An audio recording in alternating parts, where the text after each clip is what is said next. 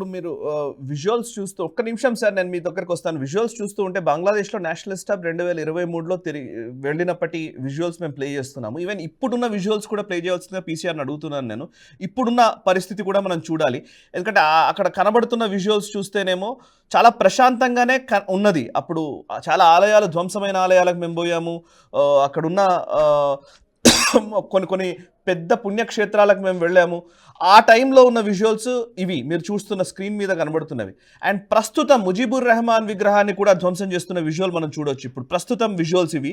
ప్రస్తుతం విజువల్స్ని కంటిన్యూస్గా ప్లే చేయాల్సింది కోరుతున్నాను. యాక్చువల్లీ గిరిధర్ గారు, ముజీబుర్ రెహమాన్ విగ్రహాన్నే ధ్వంసం చేసే స్థాయికి వెళ్ళింది అని అంటే ఇది ఒక స్ట్రాంగ్ మెసేజ్ అంతేనా కాదు? ఇది పాకిస్తాన్ నుంచి ఇస్తున్న మెసేజ్గా భావించాలా, లేకపోతే మొత్తం అసలు ఇప్పుడు ఈవెన్ బంగ్లాదేశ్ నుంచి వచ్చిన షేక్ హసీనా కనుక భారత్ ఆశ్రయం ఇస్తే మా పరిస్థితి ఇంకా దారుణంగా ఉంటుందని అక్కడున్న హిందువులు మనతో చెబుతున్న వాపోతున్న పరిస్థితి ఉంది. దీన్ని మీరు ఎట్లా చూస్తారు?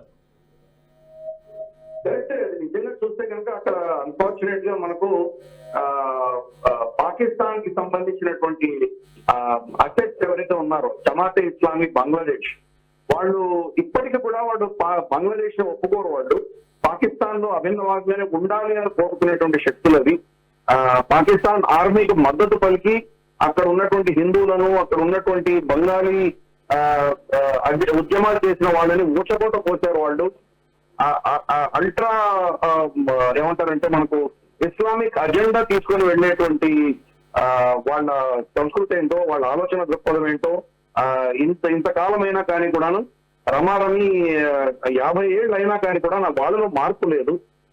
ఖలీదా జియా వచ్చినప్పుడు వాళ్ళు మళ్ళీ వాళ్ళ ఇస్లామిక్ అజెండా ముందుకు తీసుకెళ్లారు. షేక్ హసీనా వస్తే దాన్ని కొంత కంట్రోల్ చేయగలిగింది ఆవిడ. కానీ అన్ఫార్చునేట్లీ ఇది పరిస్థితి అంతా కూడా వాళ్ళ చేతుల్లో తీసేస్తున్నారు. ఇప్పుడు ఈ యొక్క నెరేటివ్ అంటే యాంటీ భారత్ నెరేటివ్ కావచ్చు, యాంటీ హిందూ నెరేటివ్ కావచ్చు, మనం ప్రతి సంవత్సరం కూడా చూస్తున్నాము.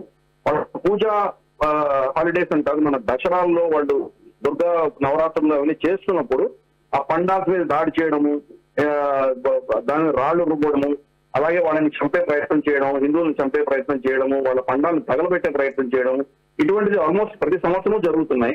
ఈ వీడియో మీకు నచ్చినట్టయితే లైక్ చేయండి, 10 మందికి షేర్ చేయండి. అలాగే కామెంట్ల రూపంలో మీ అభిప్రాయాలను మాతో పంచుకోండి. Nationalist hub group of channels ను సబ్స్క్రైబ్ చేసుకుని తెలుగునాట జాతీయవాద జర్నలిజాన్ని ప్రోత్సహించండి. ఈ వీడియో కింద ఉన్న బెల్ ఐకాన్ పై క్లిక్ చేయడం మర్చిపోవద్దు.